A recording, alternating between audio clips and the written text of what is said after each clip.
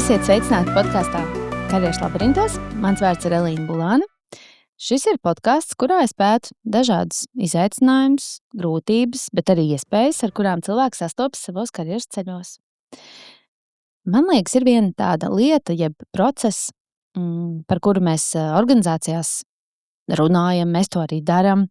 Bet, godīgi sakot, man liekas, reti, kuram tas process tā ļoti patīk, un nav arī tā, ka viņš visiem teicami padodās.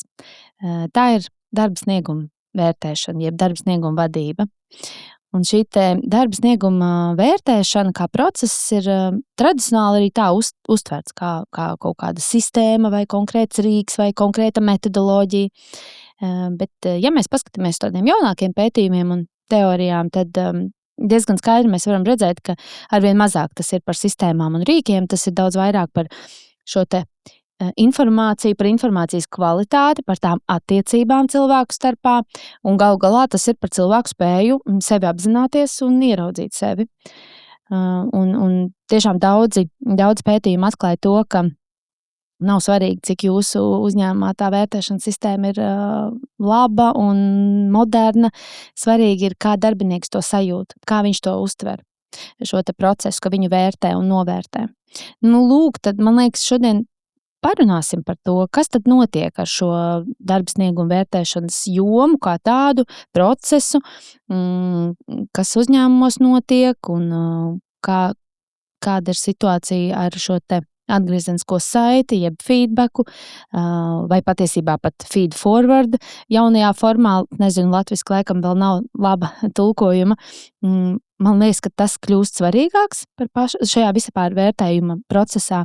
Un padiskutēsim, kāpēc labs vadītājs īstenībā ietekmē šo darbinieku sniegumu vairāk nekā jebkura vērtēšanas sistēma. Man liekas, pats svarīgākais jautājums varētu būt par šo atgriezenisko saiti, vai mēs tiešām caur to palīdzam cilvēkam attīstīties, vai pilnīgi pretēji. Mēs viņam varam nodarīt kaut kādu tiešām psiholoģisku, mentālu tādu traumu un tādā veidā tikai pazemināt viņu motivāciju darboties. Lai par šo diskutētu, pie manis šodien viesos ir HR laboratorija dibinātāja, konsultante organizāciju un cilvēku vadībā Katrija Vintiša. Čau, Katrija! Sveika, Līna! Milzīgs prieks tevi šodien šeit redzēt. Mēs ar Katriju esam ļoti sen atpakaļ krustojušās ceļos darba kontekstā. Daudz laika ir pagājis, to mēs nevienam neteiksim, cik daudz, bet man liekas, tik forši ir, ka mēs tajā jomā, tajā burbulī turpinam burzīties un satikties, un tas ir dikti jauki. Es to ļoti novērtēju, ka man ir tādi profesionāli cilvēki manā burbulī jau daudzus gadus, un mēs varam tā kā līdzās būt. Un tas droši vien ir tāpēc, ka mums ļoti patīk tā lieta, ko mēs darām. Jā. Un mēs ejam pa to ceļu uz priekšu, un pa laikam satiekam savus ceļu biedrus. Jā. Un mūsu ceļi krustojas. Tas un es par to arī priecājos. Jā, es to ļoti novērtēju. Es to neuztveru par sevi saprotamu. Tā kā man liels prieks ar tevi šodien būs par šo aprunāties. Tu man tiešām biji tas cilvēks un profesionāls manā burbulī, par kur es iedomājos runāt par šo tēmu kopā. Jo kaut kādus gadus atpakaļ, tad, kad man vajadzēja par darba sniegumu vērtējumu meklēt materiālus, un tad, ja viņus iegooglē, tad tavs vārds ļoti bieži izlec ārā šajā kontekstā. Tā kā tu esi noteikti pastrādājis šajā jomā ar uzņēmumiem un sniegusi savu artavu. Un tas gadu skaits tiešām ir tāds, par ko jau var nav pieklājīgi runāt. Nē, noteikti, tas nav aktuāli. Lūk.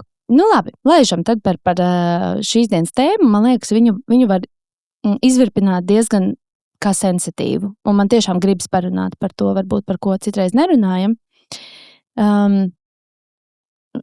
Pētījumi ļoti fokusējas arī uz atgriezenisko saiti, uz darba sniegumu vērtēšanu. Protams, tāpēc, ka tā ir milzīga sastāvdaļa no organizācijas un no darbinieka dzīves, vai ne? Un daudz psiholoģijā ļoti daudz ir pētīts tās šķautnes par to, cik šie novērtējumi ir precīzi, kādas domāšanas kļūdas cilvēkiem tur ir klātesošas, par tām noteikti arī parunāsim. Bet, ko es esmu pamanījusi, tiešām ar vienu sāk zaudēt savu aktualitāti pats tas process vai tā sistēma, bet ar vien lielāku nozīmi pētnieki arī pievērš uzmanību un sāk runāt par šo atgriezenisko saiti darba sniegumam. Un tad, man liekas, tik daudz par to tā kā lasu, un tie atklājumi ir daudz, un par tiem parunāsim, bet kā tev šķiet, mēs to atgriezenisko saiti organizācijās pārvērtējam to nozīmi, vai vēl joprojām nenovērtējam? Man patīk, ka tu lieto vārdu vērtēt, jo tajā arī ir ļoti daudz problēmu. Tā ir patiesībā problēmas sakne. Un lai cik tas nebūtu neparasti, tad pašā manā pirmajā projektā, kur es biju pasūtītāja lomā, veidot novērtēšanas sistēmu, konsultanti tā arī teica: nelietojiet vārdu vērtēšanu, sauciet to par DIA, darba izpildes analīzi, un tas bija pirms vairāk nekā 25 gadiem. Tā ka patiesībā mēs varbūt par lēnu nonākam līdz tam, ka ne jau vērtēšana un vērtējums ir vispār pats galvenais. Un mēs vienkārši pieķeramies nepareizajai lietai, kad mēs tik daudz uz to fokusējamies. Kaut arī vērtēšana pati par sevi nav slikta lieta. Mēs paši kā vecāki zinām, kā ir, ja skolēnam nav nekāda vērtējuma skolā, mēs vispār nezinām, kā viņam tur iet. Tāpat, piemēram, atlases situācijā, ja mums ir 5 kandidāti, kā mēs zināsim, kurš ir labākais, ja mēs nevērtēsim viņu? Bet vai vērtēšanai ir tik liela nozīme darba ikdienā, vai tiešām tajā dzīmē ir tik liela nozīme, ko tā mums īsti pasaka, un vai viņa neliek mūs sagrupēt cilvēks tādās grupās, kas nemaz nav dabiskas. Un tāpēc tās jautājums noteikti ir vietā. Vai tam uzsvaram jābūt ir uz vērtēšanu, vai varbūt tomēr uz kaut ko citu. Un man ļoti patīk vārds saruna. Bet kas tajā sarunā ir iekšā, tur ir daudz visādu lietu. Jā, un tajā sarunā tāpat vērtēšana ir klātesoša. Varbūt ne ciparā, varbūt ne tādā izteiksmē, bet vērtējumā, kā man liekas, kā tev iet, vai kā man liekas, kā tu strādā. Un varbūt, ka tas pirmais vērtējums ir pašvērtējums. Jā, es tev varu pajautāt. Iedomāsimies, ka es esmu tavu priekšniece, tu esi man darbiniece, un es tev varu pajautāt, kā tev liekas, kā tev iet, kas tev padodas labāk, kur tev vajadzīga palīdzība. Un tas ir, starp citu, daudz svarīgāk nekā tas, ko es par to subjektīvi domāju. Un katrs no mūsu viedokļiem ir subjektīvs. Jā, par šo noteikti parunāsim. Jā, par to vadītāju lomu savas atgriezeniskās saites sniegšanā tam darbiniekam. Kāpēc tā atgriezeniskā saite ir tik svarīga? Tur ir jāpiemina noteikti arī pieredzes mācīšanās modelis, jo pieredze pati par sevi nemāca. Mācīšanās notiek tikai tad, kad mēs to pieredzi reflektējam, vai ne? Piedod, ka es iejaucos. Jā, viss pareizi. Bet tieši tā arī ir, un tā saruna ir vajadzīga, lai cilvēki neuzskatītu lietas par pašsaprotamām. Ja viņas nav tādas. Jā. Lūk, un tad tas tevis pieminētais vārds saruna, ja tas ir klātesošs bieži un regulāri vadītājiem ar darbinieku, tad tās sarunas rezultātā jau arī darbinieks tiek aicināts reflektēt un varbūt viņam arī palīdz reflektēt par to pieredzi, kas notiek. Biežāk nekā reizi gadā vai reizi pusgadā atskatīties, kāda bija pieredze, vai ne? Un ja tā padomā, par ko mēs vispār varam runāt šajās sarunās? Primāri par to, kā mums ir darbā. Jo tāpēc darbinieks tur atrodas un vadītājs tāpēc tur atrodas. Un viņu abu kopējais mērķis ir būt veiksmīgiem kopā. Un tātad tā saruna ir par to, kā mums iet, kā mēs virzāmies uz priekšu. Un nav tik svarīgi, vai tu virzies uz priekšu uz 5 vai uz 4, bet svarīgi, kā tieši tu virsies. Un tāpēc es tev varu pajautāt, kā tev liekas, un es tev varu sniegt atgriezenisko saiti, kas tev ir labi izdevies manā izpratnē. Un tā tad, ko nozīmē labi? Tātad to vajag turpināt. Tas ir tas, kas ir labi. Un ko nevajadzētu turpināt?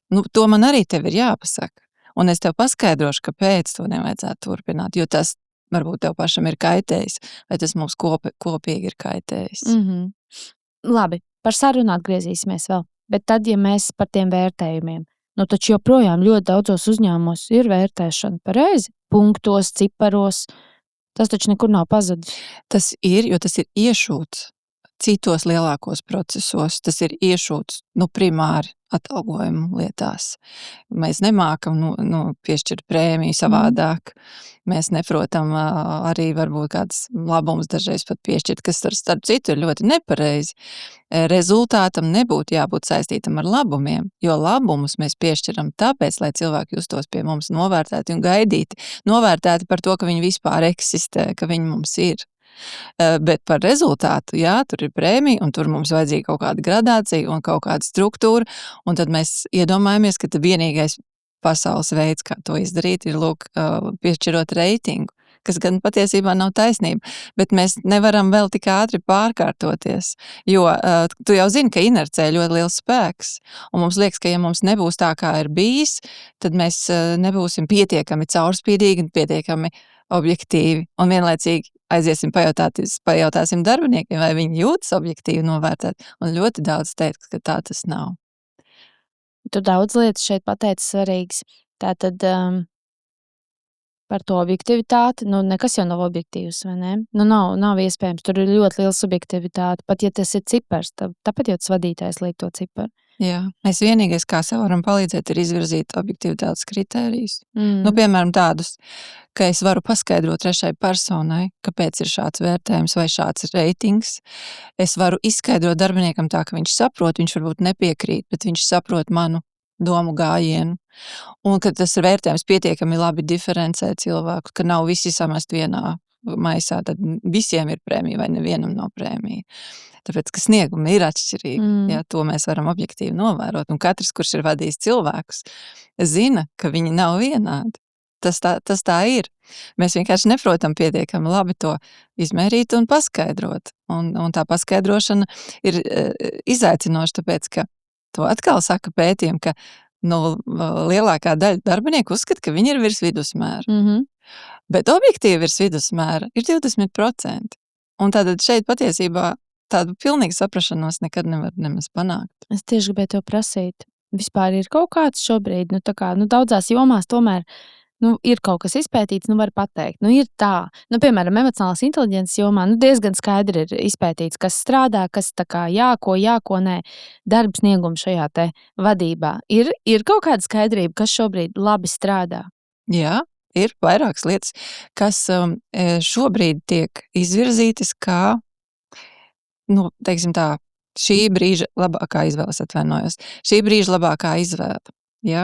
Tāda kā skats uz priekšu, sākot jau no 26. gada, jau šobrīd mēs zinām, piemēram, ka mērķus labāk izvirzīt īsākam periodam, nevis garākam, jo garākā periodā tas viss kļūt ļoti formāli, ja? Un dzīve ir ļoti dinamiska, gandrīz visās nozarēs. Tas ir viens, ko mēs zinām. Vēl mēs zinām, ka ļoti garas izsmalcinātas formālas veidlapas mazina iesaisti, mazina uzticēšanos procesam, mazina uzticēšanos vadītājam. Un jo vairāk mēs to visu noliekam malā un fokusējamies uz šo sarunu, kuras būtība ir tā kā visu laiku pārliecināties, ka mēs ejam pa pareizo ceļu. Un ja ir kaut kādi šķēršļi, es kā vadītājs tev to pajautāšu un uzzināšu no tevis, lai zinātu, ko man palīdzēt tev. Un vēl mēs tajā sarunā noliksim nākamo atskaites punktu. Un tā mēs darīsim to regulāri, nekaitinoši regulāri, bet patiesībā mēs pat varam vienoties, cik bieži. Jo to es esmu no savas pieredzes novērojis, ka vecāku paudžu cilvēkiem šī saruna nepieciešama retāk. Teiksim tā, pieprasījums no viņiem ir retāks nekā ļoti jauniem darbiniekiem. Jā, to tiešām var manīt. Un es tev piekrītu, ir labi, ka katram ir tā iespēja ietekmēt to biežumu, jo kādam vajag biežāk un kādam vajag retāk, un visiem nav viens un tas pats režīms. Labi, tās top lietas mēs tā kā noskaidrojām. Ja mēs paskatāmies vispār no pētījumiem, uz kā balstās šobrīd arī tāda laba darba snieguma vadība, ja mēs negribam lietot vārdu vērtēšana, tur ir tādi 3 pamatvaļi. Pirmais ir cik patiesu informāciju cilvēks saņem par sevi. Mēs parunāsim par katru atsevišķu, bet cik patiesa informācija. Ar patiesu informāciju te ir ļoti svarīgi saprast, ka ne jau kāds speciāli sēž un melo, cerams, ja?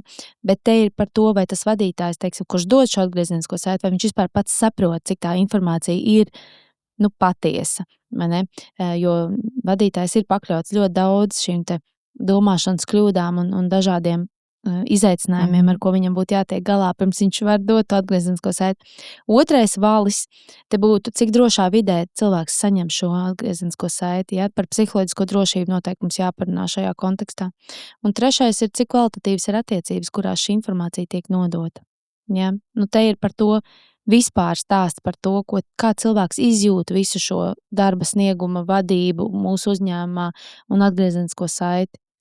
Un zini, ja es tagad atkal veidot jaunu mācību programmu, tās arī būtu lietas, par ko es runātu. Un tad, kad mēs pēdējā laikā esam vairākos pasākumos kopīgi ar uzņēmumiem dizainējuši mūsdienīgu sniegumu vadību, mēs uz to liekam uzsveru, no kurienes un kādi dati būs izmantojami.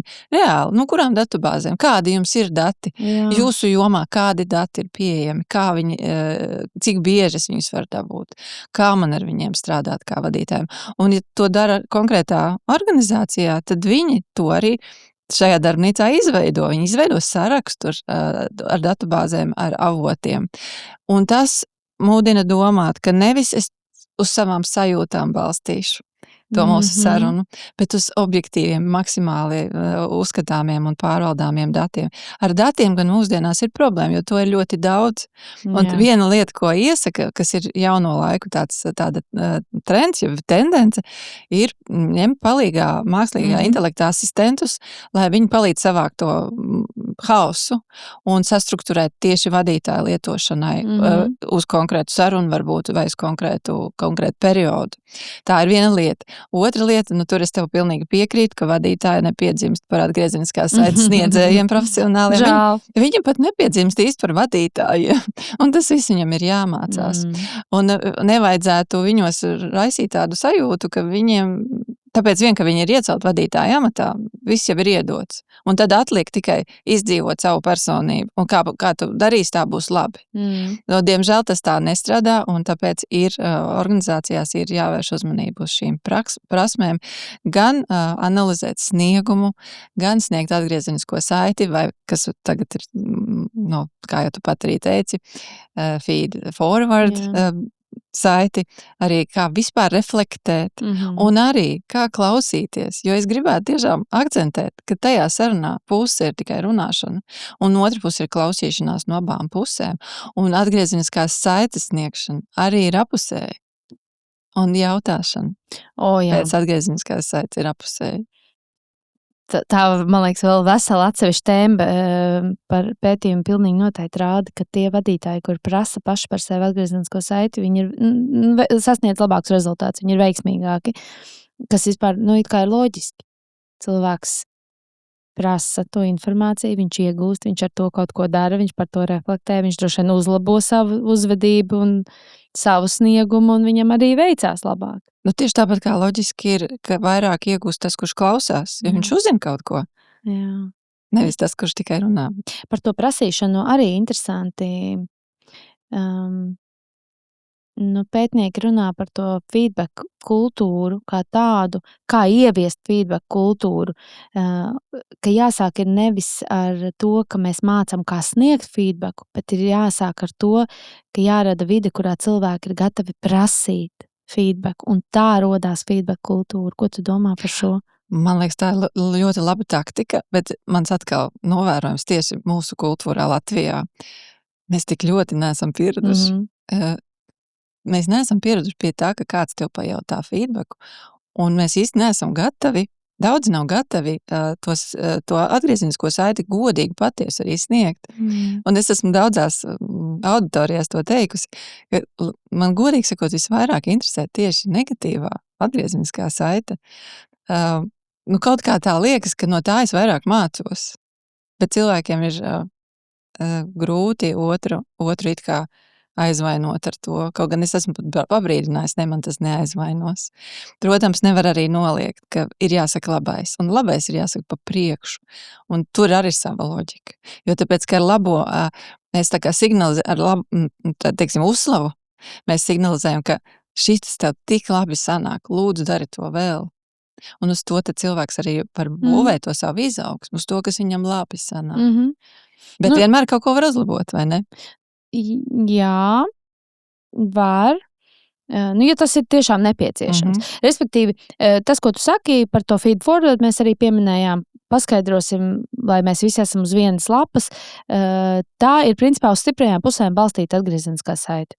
Un tas ir arī no karjeras atbalsta teorijām šobrīd vistrendīgākais. Tas gan nav nekas unikāli jauns, bet tā ir drīzāk atgriešanās pie vecā labā, tāpēc, ka tas jau sen ir bijis, bet tad tur kaut kur pa vidam mums likās, ka mums vajag šausmīgi attīstīties vairāk nekā domāt par to, kas jau mums sanāk, bet tagad mēs atkal ejam uz to, ka vispār ir jāmeklē vispirms tas, kas sanāk, kas labi padodas, kas dabiski labi padodas. Un stiprinam to vispirms. Jā, un vēl pie tā feed forward pieder arī tāda kā tādu mazu izaicinājumu piedāvāšanu, bet kā būtu, ja tu vēl pamēģinātu šo? Jā. Un man liekas, ka tas vēl tev varētu ļoti labi izdoties. Un tas, ko tu saki, to mēs teorētiski liekam, ka tas nav nosodījums par izdarīto, bet tas ir plāns vai ideja, ko varētu darīt. Jā, un tas nav aizrādījums, ka, kāpēc tu līdz šim to vēl neesi darījis. Bija slikti. Tas nav par to. Jā. Un tas tiešām ir jādrenē, iemācīties to tā pateikt, lai cilvēks nesaprastu, neuztvertu ka tas ir pārmetums, ka kaut kas nav bijis. Ka tu to iepriekš neesi darījis. Tieši tā. Tā kā tas nav nosodījums par izdarīto, tas nav nosodījums par neizdarīto. Jā. Tā vietā ir šī ideja un ieteikums, arī plāns, ka var citādāk un kā varētu, vai ne? Un tad var kopā ar to darbinieku arī domāt, var viņam pajautāt, kā viņam pašam liekas, kā to varētu. Jā. Un tas plāns balstās uz ticību, ka tev ir tik brīnišķīgi stiprās puses, un es redzu, ka tu to noteikti varētu, ja vien tu vēlētos. Tieši tā. Tā kā šis tāda atkāpe par to feed forward, tā noteikti ir tā centrālā daļa. Bet tad pašķetinam tos 3 vāļus, manī tiešām ļoti iepatikās. Cik patiesa informācija cilvēks par sevi saņem vispār šajā atgriezeniskā saitē. Es jau te vairāk kārt pieminēju par tām domāšanas kļūdām, es nevaru par viņām nerunāt, viņas arī parasti mācībās stāstu. Varbūt tāds disclaimers jāpasaka tā, mums visiem viņas ir. Angliski to sauc par biases. Jā, latviski droši vien tā viņas arī par domāšanas slazdiem, uztvers kļūdas. Mums visiem viņas ir, un viņas no viņām nevar pilnībā atbrīvoties. Tas ir unikāls supermens, tas droši vien nav iespējams. Kas ir iespējams trenēt savu apzinātību, reflektēt par sevi un mazināt, vai izķert, vai ātri atpazīt. Tas ir tas, uz ko mums droši vien tiekties. Tātad no emocionālās inteliģences prasmēm self-awareness, ja pašapzināšanās ir top 1 mūsu palīgs mūsu izaugsmē. Un, bet par tām domāšanas kļūdām vadītājiem kā minimums tiešām vispirms jāpamācās. Vispirms mums vajag informāciju. Kas tās tādas ir, kā viņas izpaužās, vai kaut kādus piemērus, lai sāktu atpazīt, lai saprastu, ka tas mūs skar ikvienu. Tikai tā problēma ir tāda, ka, ja tas skar tevi vienu pašu, tad tā ir viena lieta, bet ja to caur šo procesu vai caur šo instrumentu stipri būtiski ietekmē citu cilvēku dzīvi, tad tev ir tā kā daudzkārt lielāka vai ne tā atbildība. Vai tu arī par šīm tēmām runā ar vadītājiem? Viņi ir jau zinoši par šo, vai tas ir kaut kas jauns cilvēkiem? Visās auditorijās, kurās es stāstu par sniegumu vadību, jebkādā kontekstā, es par viņām runāju, tieši tā kā tu arī teici. Pirmkārt, tev ir jāzina, ka tādas eksistē. Ir labi, ja tu sāc atcerēties nosaukumus, augsta potenciāla kļūda vai halo efekts, vai aureola efekts un tam līdzīgi, lai tas nostabilizējas apziņā. Bet tomēr ir arī jāsaprot, ka šīs kļūdas sāk strādāt tajā brīdī, kad tu vērtē. Bet, ja nenotiek vērtēšana, ja tā nav vērtējoša situācija, bet tā ir snieguma vadības saruna, tā ir saruna par attīstību, tā ir saruna par izaugsmi, mums patiesībā ļoti maz vajadzētu vispār kaut ko vērtēt. Un tas varbūt arī pasargā vadītājus mazliet vēl vairāk no šo kļūdu pieļaušanas, tāpēc, ka tās kļūdas tiešām ir neapzinātas ļoti. Tātad, ja mēs nestimulējam vērtēšanu, tad mēs arī neizaicinām šīs kļūdas, jo tiklīdz ir kaut kāda cilvēku salīdzināšana, tā uzreiz liekas, tas man mazliet labāk patīk, tas ir jaukāks, tas ir laipnāks, tas pret mani labāk izturējās, neatkarīgi no tā, kā tieši šis cilvēks ir strādājis šajā periodā.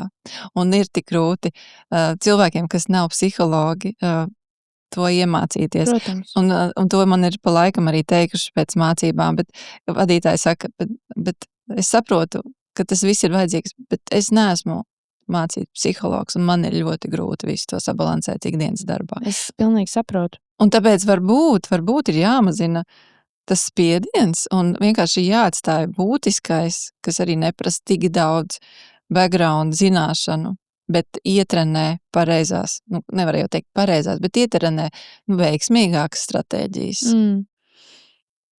Jā, bet es klausos, es domāju, joprojām zinu ļoti daudz uzņēmumus, kur ir tā vērtēšana. Ir ciparos un ir visa reitingos, un viss tas vēl joprojām ir, un nedomāju, ka tas rīt vai parīt beigsies. Un kamēr tas nebeidzas, gribas tomēr maksimāli uzlabot to vērtējumu procesu, kamēr viņš ir. Mēs varam kopā runāt un virzīties ārā no viņa, kas būtu fantastiski. Bet kamēr mēs tur esam, maksimāli viņu padarīt, cik vien iespējams tomēr labu. Un tad par tiem pašiem reitingiem, par tiem pašiem cipariem, kas ir jāieliek, un tu jau minēji, neizbēgami ir salīdzinājums starp darbiniekiem. Bet tā jau arī ir, viss pasaulē relatīvi. Mēs kaut ko salīdzinām. Un tad visas tās kļūdas, kā saka, kicked in, vai ne? Visām viņām ir uzreiz vieta. Piemēram, vai ne, kas ir tās kļūdas? Viena noteikti ir tāda, ka vadītājs pēdējo gadu laikā spilgti atcerās pēdējo, vai tas ir labais vai sliktais. Ja labais, kaut kas super labs ir bijis, tad viņam uzreiz viss tas velk uz, bija jau labi. Ja kaut ko visu gadu bija ok, bet pēdējā mēnesī kaut kas bija ļoti neveiksmīgi, uzreiz ir tā sajūta, vispār nebija tik labi. Visādi tādas nianses, vai ne? Kas vēl ir populāri? Un par šo konkrēto lietu runājot, mēs patiesībā prasam no cilvēka neiespējamo, lai viņš atceras 12 mēnešus, kad viņa smadzenes atceras 3 labākajā gadījumā. Jā. Un ko tad tas nozīmē? Tas nozīmē, ka mēs nevaram atļauties tikai vienreiz gadā sarunāties. Mums ir jātaisa tās biežākās sarunas, mazākas, kompaktākas, bet biežākas. Jā. Faktiski, tu jau droši vien arī zini to pieeja, ka cilvēku individuāli vainot par sistēmas kļūdām vienkārši nav godīgi. Viņš nevar būt savādāks. Konkrēti šajā piemērā. Ir vēl citi, piemēram, pievilcīguma efekts, kur tomēr varētu sevi gan noķert. Un tam nav nekāda sakara ar laika skalu. Jā. Tam ir vienkārši sakars ar to, ka es pieķeru sevi pie tā, ka man vienkārši tas cilvēks patīk vairāk. Viņš ir līdzīgāks man. Viņš ir man līdzīgāks, tātad es esmu labs. Tātad viņš arī ir labs. Jā, un šeit vienkāršākās lietas ir tās, ka patiešām skaidrot, un ar skaidrošanu vienmēr ir par maz, ir tomēr vajadzīgi praktiski treniņu lomu spēles, likt iekāpt šajās neveiksmīgā vērtētāja kurpēs, izdzīvot to, izspēlēt no abām pusēm, ja vien tam ir laiks. Un tam parasti nevienmēr ir laiks. Jā. Tas ir viens, bet otrs, ja mēs runājam par tiem vērtējumiem un reitingiem, kur mums sāk traucēt tās uztveres vērtējuma kļūdas, mazliet problēma ir arī mūsu skalā un vērtēšanas metodē. Ciparu skala, burtu skala, tās ir vissliktākās skalas. Tad nedaudz labāks tomēr ir tās, kas salīdzina ar standartu. Un ja tev ir jāsalīdzina kaut kādas lietas, tikpat labi tā var būt kompetence, tas var būt arī sniegums, rezultāts, tas var būt mērķu izpilde, tad tu salīdzini ar standartu, tad mazliet ir vieglāk. Vienīgais ir jāizskaidro, kas ir standarts. Tieši tā es gribēju prasīt. Jā, kas ir tā latiņa. Jā, un tā arī ir ļoti tāda subjektīva lieta, protams.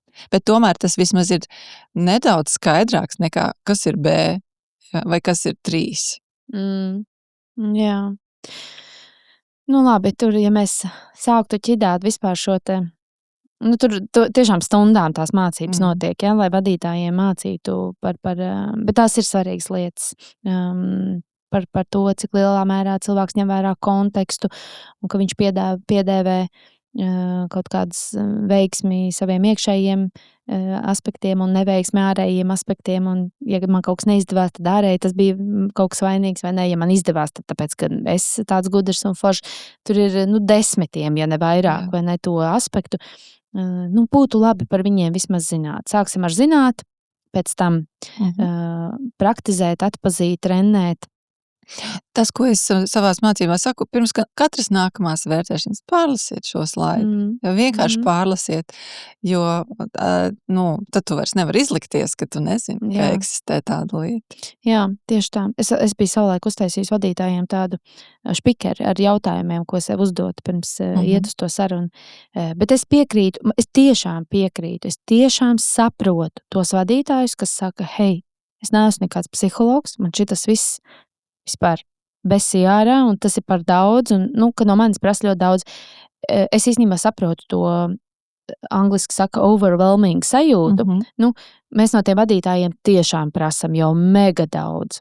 Viņiem jābūt biznesmeņiem, jābūt psihologiem, jābūt, visam, kam jābūt. Tā kā tas ir ļoti grūti.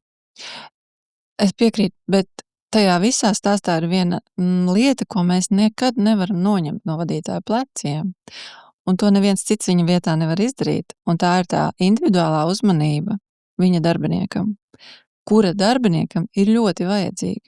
Un ja mēs saprotam, ka tā ir viņam neatsvarama dāvana, tad mēs varbūt tomēr varam arī atlicināt laiku, ko gan mēs varētu nedarīt, ir netaisīt tās sistēmas tik šausmīgi laikietilpīgas un smagnējas. Un man arī ir pagātnē tāda pieredze, ar ko es varbūt jau ar šīs dienas acīm domāju, kāpēc tā?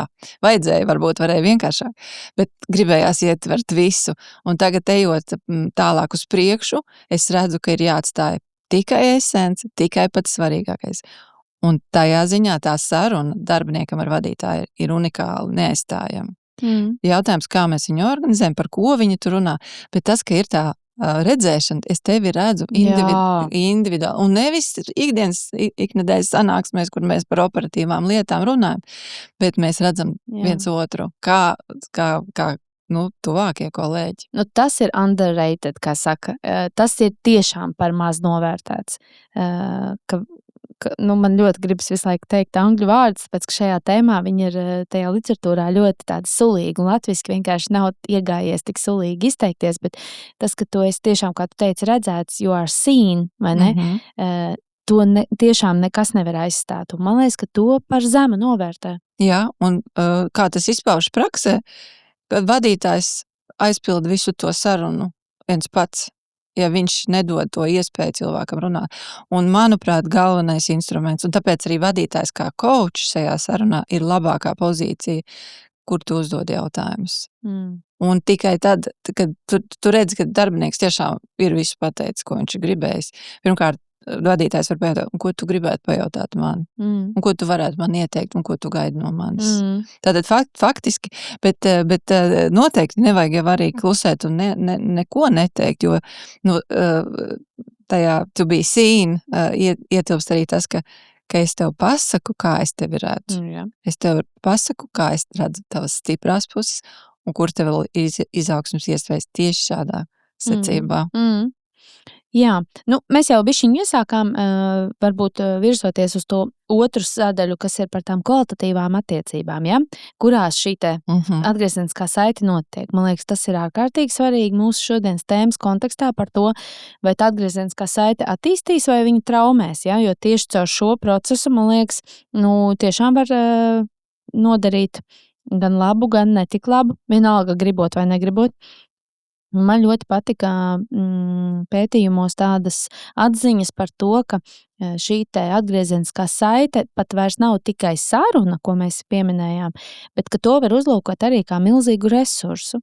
Ka vadītājs caur šo sarunu dod cilvēkam enerģiju vai arī to atņem. tur nav nekā no ezotērikas, tur vienkārši ir loģiskas lietas. Nu, mēs varam katrs padomāt par sevi savās darba vietās, savā pieredzē, kāda ir sajūta pēc tām sarunām. Jā. Tu esi piepildīts, tu esi enerģisks, motivēts, priecīgs, vai tu esi tā kā izžmiegta jāņoga. Man ir bijusi pieredze gan tāda. Es tiešām varu pateikt, atšķirību un atpazīt. Un pētījumi ļoti tagad runā par šo par tiešām kā resursu, ja, ko tas vadītājs tev caur šo sarunu un caur to atgriezenisko saiti var iedot. Un te vēl ļoti būtiska sadaļa ir par to, kā cilvēks to interpretē. Ja, kā viņš to paņem. Tas ir tiešām kaut kas tāds, par ko es ļoti, ļoti gribu, lai mēs visi aizdomājamies. Ja? Es varu tur stundām sēdēt un domāt, kā es pateikšu to, ko es gribu pateikt, kas man ir svarīgi pateikt, kā vadītājiem, piemēram. Bet cilvēkam viss tā informācija nāks caur viņa 10 filtru. Es to vispār nevaru pat iedomāties, kā viņš to uztvers. Varbūt viņam kādreiz dzīvē kāds kaut ko līdzīgi ir teicis, un tas ir bijis kaut kas ļoti briesmīgs un sāpīgs. Tās reakcijas, kas tur notiks, mēs jau to nevaram paredzēt. Atkal, jā, mēs neesam visi psihologi, mums nav tas mēs to nevaram arī paredzēt, un mums tas nav jāparedz. Bet tas ir kaut kas tāds, ko man vienkārši gribētos, ka cilvēki vairāk par to padomā, vairāk to apzinās, to nozīmību, to milzīgo atbildību. Mēs nevaram kā mērkaķi ar granātu vienkārši mēģināt, kā būs, tā būs. Galvenais pateikt. Tur ir tā lieta, ka faktiski runa par attiecību veidošanu. Un jo svešāki mēs viens otram esam, jo mēs mazāk saprotam, ko no otra sagaidīt. Bet, pateicoties šādām sarunām, mēs iepazīstamies. Un tā, manuprāt, ir tāda ļoti liela lieta, ka mēs iepazīstamies, mēs mērķtiecīgi viens ar otru iepazīstamies. Un ar katru nākamo reizi būs jau vienkāršāk. Saprast, kā tu reaģēsi, kā tu vispār skaties uz lietām, kāds tu esi cilvēks un kāds es esmu cilvēks, to tu arī uzzinās. Un tās variācijas ir ļoti daudzas, un man nākot uz šo sarunu, es tādas tipoloģijas sev sakārtoju. Piemēram, viens no veidiem, kā var tipoloģizēt cilvēkus, ir pēc Big Five pieejas. Ja. Tad vēl ir diska metode, uzvedības tipi, ja, un tur tās kombinācijas. Un to arī vadītājs nezina, ja viņš nav bijis kursos vai nav psihologs un tā tālāk. Tāpat viņš arī varbūt nezina, kāds viņš ir. Un viņam liekas, ka tieši tā kā viņš visu dara, piemēram, bliež pa taisno viskritiskākās lietas, lai palīdzētu cilvēkam būt labākam, jo viņš taču neko nemāk īsti, jo viņš ir jauns darbinieks, ja, ka varbūt tas nav pareizais veids. Un tā arī var būt, ka ja mēs neieslēdzam apzinātību un vienkārši automātā darbojamies, mēs varam kaitēt cilvēkam dramatiski, bet kā mēs varam tiem vadītājiem palīdzēt, ja mums nav pieejas viņiem? Ja ir process, ir sistēma, viss notiek, un tas ir arī iemesls, kāpēc es vienmēr arī uzsveru, ka neapmācīts vadītājs vērtēt nedrīkst. Jā, nedrīkst. Jā. Un to mēs nedrīkstam pieļaut, ka viņš aiziet pilnīgi nesagatavot. Bet jebkurā gadījumā viņš ir pieaudzis cilvēks, viņš ir vadītāja amatā, viņš ir intelektuāli spēcīgs, tāpēc, ka savādāk viņš nebūtu vadītāja amatā. Un no viņa mēs prasām un gaidām vairāk, tāpēc, ka viņam ir atbildība par tiem cilvēkiem. Un tad, kad tu sāki šo tēmu, visu laiku man prātā bija vārds iespējot. Un es pati, kad biju vadītāja, kad man bija vairāk padot to nekā tagad projektos, tad mans mērķis bija iespējot cilvēku. Nevis kaut kādā mērā tur salikt pa kastītēm kaut ko, bet palīdzēt viņam atrast kaut ko savu unikālo. Un es zinu, jo pēc tam viņi man to teica, bija vairāki gadījumi, kad man par laimi tas arī izdevās. Bet par to, ko tu teici, ka dažreiz tu jūties kā izžmiegta jāņok, zini, tā var justies ne tikai padotais, bet arī vadītājs. Protams. Un te ir runa par tiem cilvēku tipiem. Tu vari sastapties ar narcisu, ar sociopātu, un tu pats tāds var būt. Un lūk, un šīs lietas mēs nenovērtējam pietiekami. Pilnīgi noteikti. Mēs mācām cilvēkus par šīm lietām tā, it kā visi būtu normāls vidusmērs. Nē, mums ar Līgu Bērziņu bija ļoti laba epizode par manipulāciju, par gaslighting. Tas jau abos virzienos strādā. Biežāk mēs tur vairāk par vadītājiem runājam, bet tev pilnīgi taisnība. Protams, ka var arī būt otrādāk. Varbūt komandā tev tāds darbinieks, kuru dēļ vien tu pats vairs negribi būt vadītājs. Protams, ka tā var būt. Jā, bet tā kā mums tā, vairāk par to atgriezenisko saiti uz attīstību orientētu, tad, protams, ka te lielāka vara ir vadītāja rokās un lielāka ietekme. Jā. Tā kā mēs caur to prizmu, bet skaidrs, ka arī otrādāk. Lūk, un tad tu jau pieminēji tās attiecības. Man ļoti patīk šī tava doma virziens par to attiecību veidošanu, jo tas ir tas, kā tu tad iepazīsti to cilvēku, un tad jau paliek vieglāk saprast, varbūt kā labāk noformulēt, ko un kā. Tas ir brīnišķīgs ieteikums, un faktiski te mēs aizējam jau arī pie tā trešās sadaļas, kas ir par to, cik drošā vidē cilvēks saņem šo atgriezenisko saiti, par to psiholoģisko drošību. Ja mums ir labas attiecības un jau uzticamies viens otram, vai ne, un varam paļauties viens uz otru, skaidrs, ka mūsu psiholoģiskā drošība droši vien ir augsta mūsu starpā, un vieglāk arī ir klausīties to. Un te par vieglāk klausīties, tā ir vesela atsevišķa tēma visos pētījumos, kur tad ir tā problēma, kāpēc cilvēkiem grūti ar to feedbacku. Un to arī teica par mums vispār, laikam, par latviešiem, ja, ka mums mēs nemākam. Kas te mēs dzīvojam. Mūsu platuma grādos, jā. Labi, mēs varam konkrēti tiešām, ja mēs tā par Latviju, vienkārši tāpēc, ka mēs redzam mūsu uzņēmumus, vai ne, un esam saskarsmē, un tad mēs jau saprotam, vairākos uzņēmumos, daudzos uzņēmumos atkārtojas viens un tas pats paterns. Mēs visu laiku mēģinam šausmīgi ieviest feedback kultūru. Es to visu laiku dzirdu, un tad man jau liekas, kas tas vispār tāds ir pa zvēru, ko mēs gribam. Mēs neprotam prasīt feedbacku, mēs baidamies no tā feedbacka. Kādu feedback kultūru mēs varam ieviest? Kāpēc man tā doma ienāca prātā? Tāpēc, ka es tā ievēroju no kaut kādiem video, no filmām, no kaut kādiem pasākumiem, ka ir valstis, kurās jau mazi bērnu dārzā prot sniegt feedbacku un prasīt to. Un tad es ievēroju, ka tā ir tāda lieta, kas pie mums nenotiek. Vienkārši nenotiek. Un ja tas tev nav ietrenēts no bērnības, un tas nenotiek ģimenē, un vispār nekur nenotiek, tad ko tad mēs varam gribēt, kad mēs esam nonākuši līdz darbam uzņēmumā? Un atgriežoties pie tā, ko tu teici par vērtējumiem, es domāju, ka vienīgā forma, kādā mēs esam uztrenēti saņemt novērtējumu, ir atzīme. Atzīmes, jā. Atzīmes. Mums visiem vajadzētu vai ne par to kārtīgi padomāt. Bet es arī ļoti sliecos piekrist tam, ko tu teici. Es nezinu, vai es gribētu, lai mans bērns sāk mājās bez atzīmēm un tikai ar tām zvaigznītēm, puķītēm un saulītēm. Un kā tu saproti, kā viņam iet? Un kā viņš pats saprot, kā viņam iet, ja viņam nav atzīme? Jā.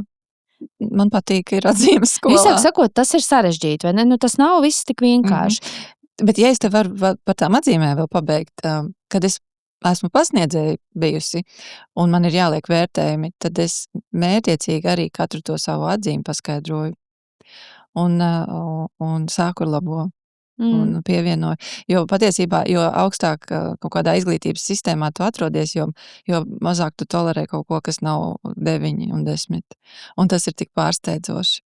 Jā, līdz ar to nāks paskaidrot, līdz ar to, tāpēc, ka es esmu šajā jomā strādājošs cilvēks, es nevaru visiem ielikt 9, 10, tāpēc, ka tas nav taisnīgi savstarpēji, un tāpēc man arī ir jāpaskaidro. Bet es domāju, ka jebkurā izglītības līmenī var paskaidrot atzīmes. Es saprotu, ka skolotājiem ir daudz skolēnu un daudz atzīmju un daudz priekšmetu un tā tālāk, bet tas, dotu vairāk labuma. Jā, tāpēc nav nemaz slikti, ka skolotāji trenējas arī vārdisko aprakstu pievienot tai atzīmei. Es to piekrītu. Es atceros sevi skolā, reti kurš, bet kāds skolotājs, kad pierakstīja kādu teikumu, man literatūras skolotājs veicienu viņai, viņa man vienreiz, domāju, es to joprojām atceros, vidusskolā, viņa man uzrakstīja pie domraksta klāt, ka man ir tiešām talants ar vārdiem izteikties. Tur bija 10, viņi varēja vienkārši atstāt to 10, vai ne? Man tas joprojām ir prātā. Tā kā tam ir milzīgs spēks. Un tad runājot par to, par to attīstību vai trauma, feedback ziņā, kas ir, man tiešām liekas, vissvarīgākā sadaļa šo apzināties. Arī, protams, tur ir teorijas un pētījumi, tur ir tā, kā viņa saucās latviski, tā kā atbilde uz draudiem. Tas ir tas mehānisms vai fenomens, kāpēc mums ir no neirozinātnes, kāpēc mums ir tā kā bail no tās atgriezeniskās saites un no tā feedback. Ne mēs tur prasam, ne mēs gribam viņu dzirdēt. Kas to lai zina, ko mums pateiks, jo mūsu smadzenes skaidrs, ka to uztver kā apdraudējumu. Vēl no seniem laikiem mūsu statusam, mūsu pašvērtībai, agrāk tas bija ar izdzīvošanu saistīts, tie tik dziļi instinkti, viņi tiešām nav vēl beigušies. Un mēs esam tik ļoti attīstījušies, bet šī mūsu smadzeņu daļa ļoti palikusi ir izteikti tāda jūtas apdraudēta. Un tāpēc cilvēki aizsargājas vai noliedz vai attaisnojas, viņiem ir viss šīs reakcijas. Un tas ir tas, ko es sākumā teicu, ka īstenībā vienalga, cik laba un forša mums ir tā sistēma, visu noteiks tas, kā tas cilvēks uztvers, kā viņš sajutīs to un kā viņš reaģēs uz to atgriezenisko saiti. Bet mēs nevienmēr iedodam iespēju dažādi uztvert, jo mēs viņu noliekam vērtēšanas situācijā. Un patiesībā, ja mēs runājam par psiholoģisko drošību, tad tas tomēr iet komplektā ar nevērtējošu attieksmi. Un lūk, mēs esam mazliet iebraukuši ne tajā virzienā, un ja tā pavisam atšķitinām to sākumu punktu, tad viens no galvenajiem avotiem darba snieguma vadības novērtēšanas sistēmā bija psiholoģiskā novērtēšana, kuras mērķis absolūti bija atrast problēmu. Ja?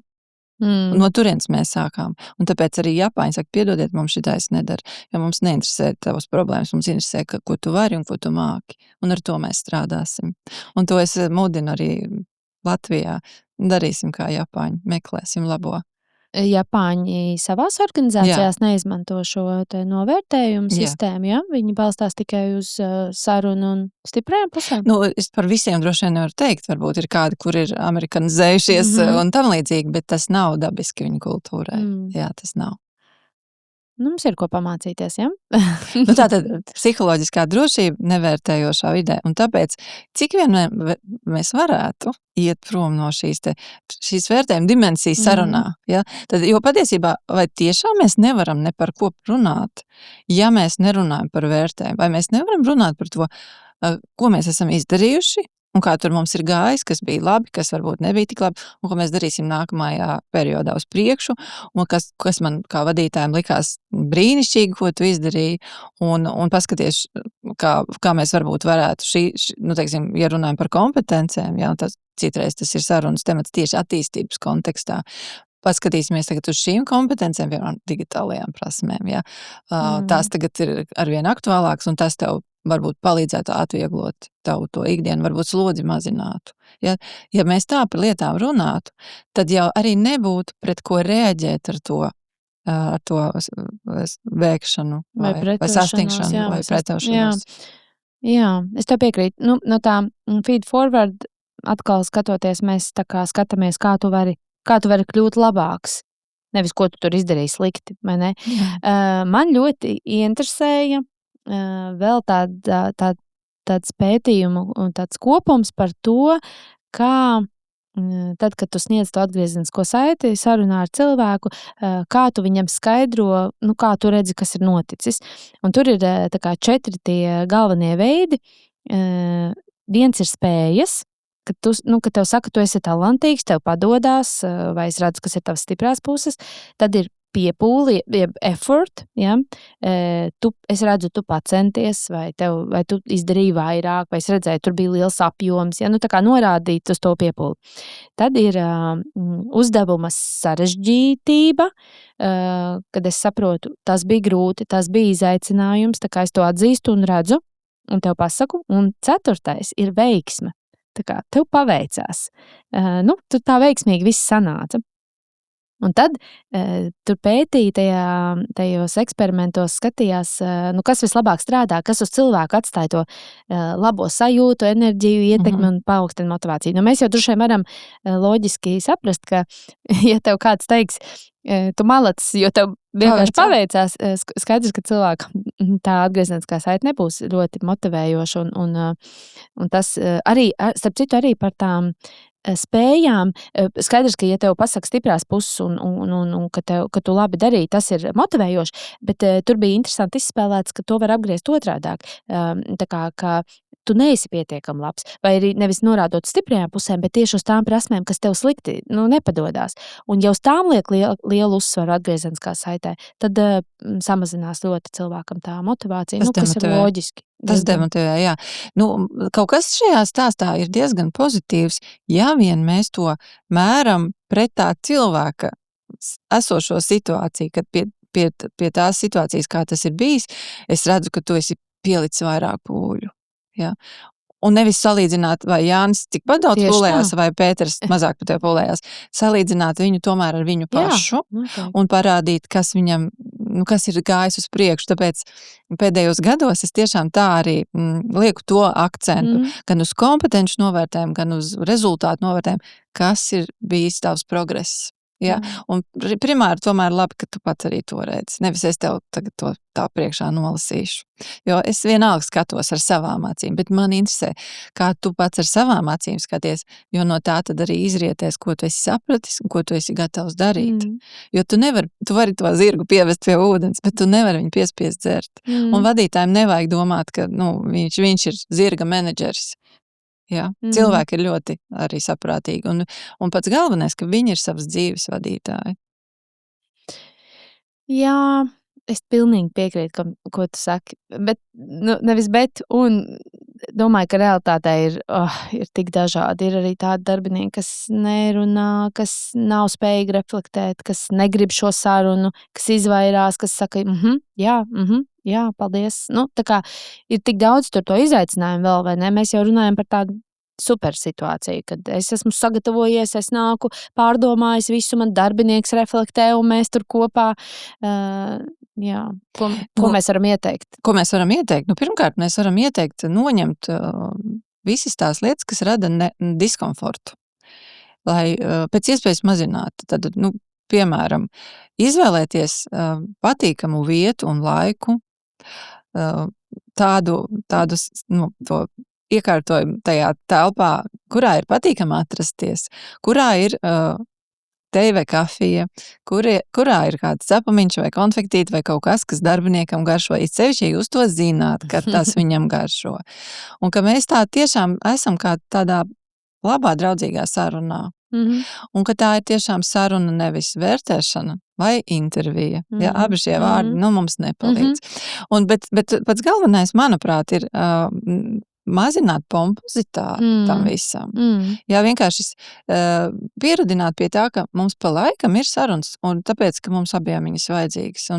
Un patiesībā retais darbinieks manā pieredzē uzskata, ka viņam vispār ne par ko nav jārunā. Ir tādi, bet tāds procents ir diezgan maz, un viņu paliek arvien mazāk. Jo nāk jaunie iekšā, kuri grib runāt vienmēr un pa visu, un tu vari tikai par retu ar viņu runāt, nevis par biežu.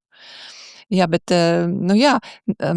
noņemt visu, kas rada diskomfortu. Tiešām mērķiecīgi strādāt pie komforta sajūtas, un tas katram var būt bišķiņ savādāk. Tāpēc arī nevajadzētu vadītājiem būt pārāk daudz padotajiem, pārāk daudz darbiniekiem. Jā.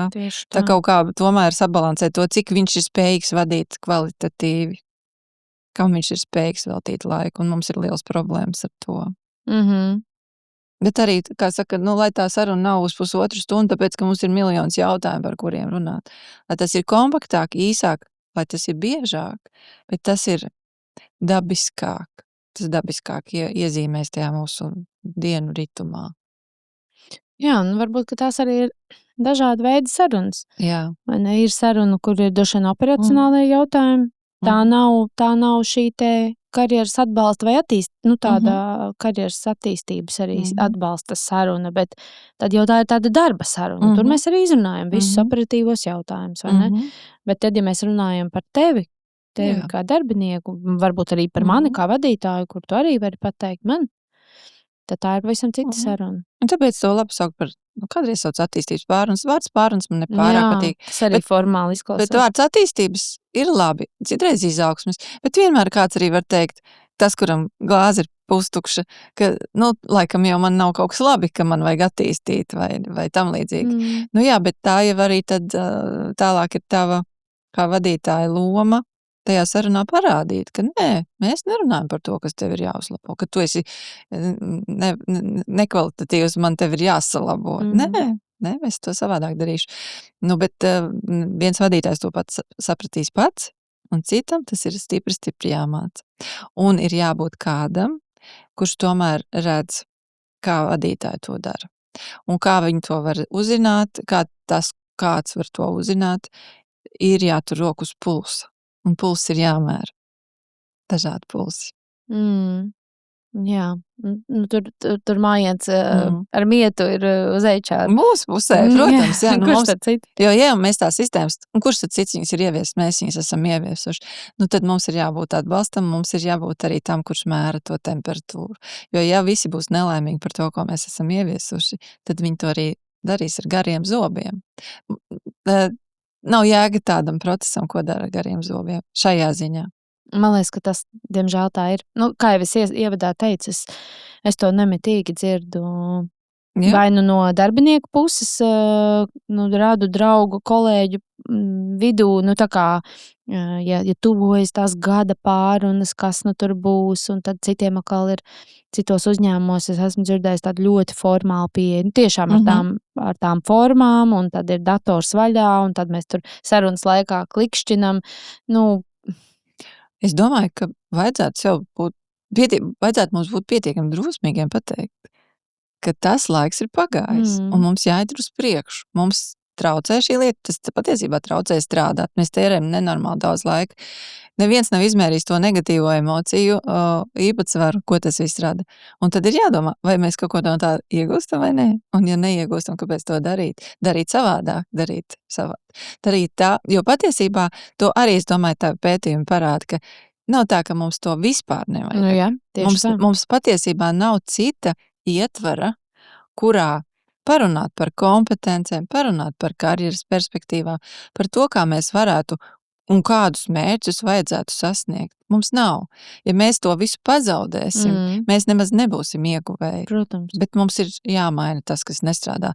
Mēs taču, piemēram, kad mums ir mašīna un kaut kas viņā nestrādā, vai tad mēs turpinam tā braukam ar salūst pavisam? Mēs taču mainam kaut ko. Dažreiz mēs nomainām mašīnu, dažreiz mēs nomainām detaļu.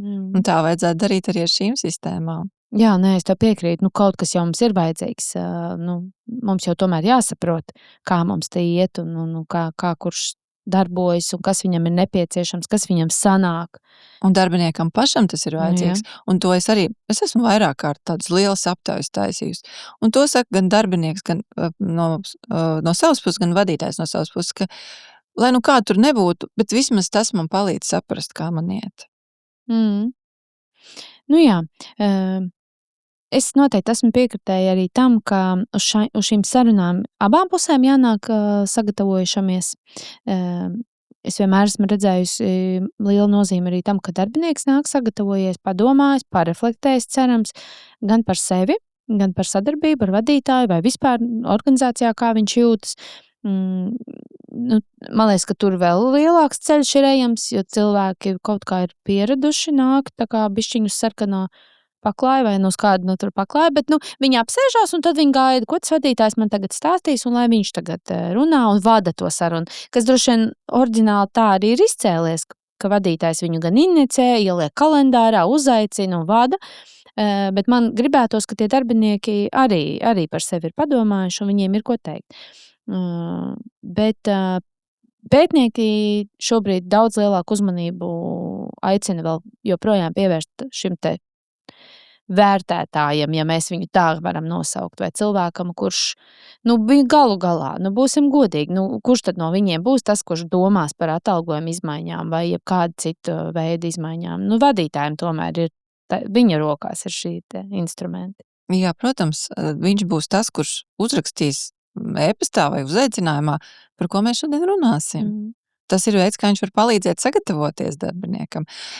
Viņš ir tajā lomā primāri tāpēc, ka viņš ir atbildīgs par savas komandas veiksmi. Viņš ir atbildīgs par savas komandas rezultātu. To mēs viņam nevaram atņemt, un viņam arī to nevajag mēģināt atdot nevienam. tāpēc viņš ir atbildīgs par to, kā viņš saplānos šīs sarunas, kurā brīdī, ka viņš noturēs tās sarunas, nevis kaut kā tur formāli saķeksēs tajā savā datorā, ka viņš izdomās, ar kuriem darbiniekiem viņš pirmajiem tiksies. Tā arī ir stratēģija, ja viņam ir, teiksim, 10. Tas ir ko padomāt, ja kā viņus salikt un cik varbūt bieži, kā mēs runājam ar kuru, cik bieži tas būtu nepieciešams, cik garai tai sarunai būs, kā viņš to iekārtos. Pēdējā laikā tajās darbnīcās bieži vien ir idejas par kafejnīcām un restorāniem un visiem kaut ko tādu, jo cilvēkiem gribas iedvest svaigu elpu tajā pieredumā. Un ja tā kafejnīca vai cita vide palīdz, es esmu par Es tieši tev gribēju prasīt, kā tev šķiet, šīs sarunas noturēt pie pusdienām restorānā ir ok? Kādreiz es teiktu nē, bet ar šodienas acīm es teiktu, kāpēc ne? Mēs daudz ko kārtojam pie pusdienām restorānā. Jā. Normāli. Biznesa darījumi arī tur notiek. Kāpēc ne? Jā. Es esmu noteikti par. Esmu arī dzirdējis no draugiem, no paziņām tādu pieredzi. Tā kā tāda pārsteiguma sākumā, hei, man būs tās sarunas, bet mēs brauksim pusdienās, teiksim, ārā no biroja. Man liekas ļoti forši. Tā kā, protams, galvenais jau ir tiešām tās sarunas kvalitāte un viss tas saturs, vai ne? Var arī traumēt cilvēku pusdienu laikā ar atgriezenisko saiti, bet es piekrītu, ka tai videi un tai atmosfērai arī liela nozīme. Tieši tā. Un tas kaut kādā mērā liekas, vadītājs ir papūlējis, pacenties, padomājis, piemeklējis, varbūt pat maksā, varbūt, es nezinu, kā tas tur ir, bet katrā ziņā tas, manuprāt, ir pilns ar plusiem. Jā, es arī to. Tieši to, ko tu teici, piemēram, ja tās konfekts uz galda ir tās, kas man garšo, par mani ir kāds padomājis, te jau ir tas pats, tā ir uzmanība tev un laiks tev, vai ne? Kуram darbiniekam tas nepatiktu. Jā. Ko vadītājs zina, ka es dzeru tēju, nevis kafiju, un ka man garšo tieši piparmātu tēju. Un no pirmās reizes tu varbūt to vēl nezinās, bet ar laiku tu to zinās. Jā. Man liekas, mēs ļoti daudz tā izrunājām šīs te aktuālās nianses, kas ir diezgan tādas sensitīvas, viņas arī ir diezgan sarežģītas, ļoti daudz psiholoģija tur ir iekšā viennozīmīgi, bet, atkal jāsaka, ja tu esi vadītājs un tev ir darbs ar cilvēkiem, faktiski jau es saprotu to referenci, ka cilvēks saka, es neesmu psihologs, bet no otras puses, es teiktu, ja izvēlies to karjeras taciņu, tad tur ir vislielākā daļa cilvēku vadība. Tas tikpat kā teikt, ka es neesmu psihologs, un tāpēc man nevar būt bērni. Jo kā tu viņus vispār audzinās bez šīm zināšanām un neko tu pareizi neizdarīs.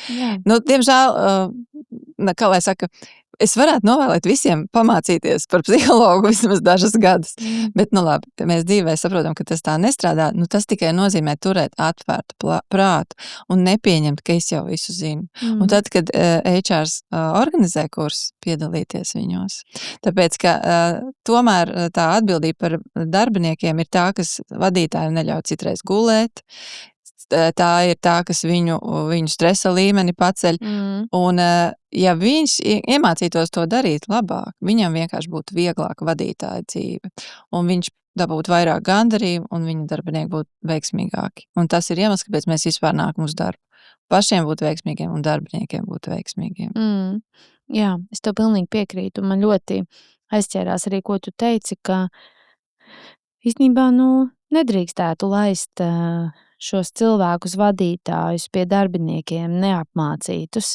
Un arī tāpat atgriezeniskā saite, kā instruments, kā rīks, ir arī bīstams. Ar viņu var ļoti lielu arī skādi nodarīt. Un kurš tad pēc tam tur izmērīs un zinās, un kā saka, the damage is done, vai ne? Tur jau tas nodarījums ir noticis, un pēc tam mēs brīnamies, ka varbūt darbiniekiem nav motivācija vai attiecības ir sabojājušās vai vēl kaut kas ir noticis. Kad tas ir tāds neredzams instruments, kur visi nestāv klāt un tu nemaz vari nezināt, ko tur kāds kurš kuram pateica. Taisni tā ir, jo mēs jau zinām arī to, ka motivācija cilvēkam ir iekšēja.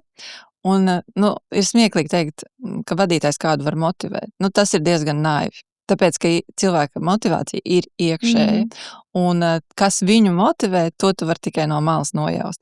Bet, ko tu gan vari nedarīt, ir nedemotivēt. ja, nepieļaut tās kļūdas, kas cilvēku motivāciju mazina. Un to tu nevari zināt, ja tu neko neesi mācījies. Vienkārši ir jāmācās.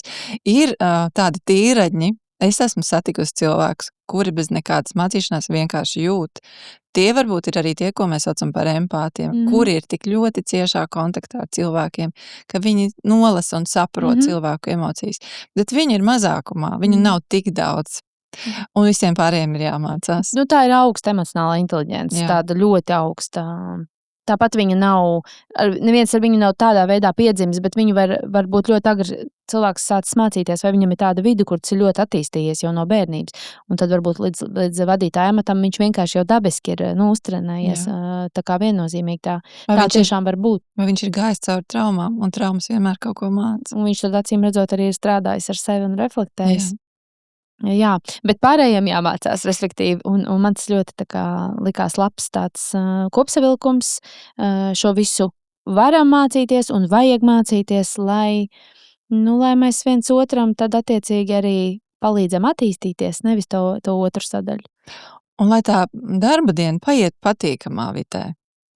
Un lai uz darbu gribas no rīta nākt. Kas varbūt labāks par to, kā saka, slavenais teiciens, kas varbūt labāks par to, ja tev ir prieks doties uz darbu, prieks satikt kolēģus un vadītāju, vai ne? Jā. Tā kā to mēs novēlam visiem sev un visiem pārējiem, lai mums tā arī ir. Tieši tā. Veidosim tādas tās organizācijas, uz kurām gribas nākt. Jā. Paldies tev liels par šo sarunu. Man liekas, ka ir par ko padomāt un aizdomāties katram. Darīsim labāko, ko mēs varam, un tad jau mums noteikti arī sanāks, ja mēs visi cenšamies, vai ne? Galvenais iet uz priekšu, nestāvēt uz vietas. Un nepieturēties pie tās pagātnes, lai cik tā mīļa arī nešķist. Jā. Paldies tev, paldies, ka klausaties un skatāties. Paldies par jūsu arī ziņām un atgriezenisko saiti man.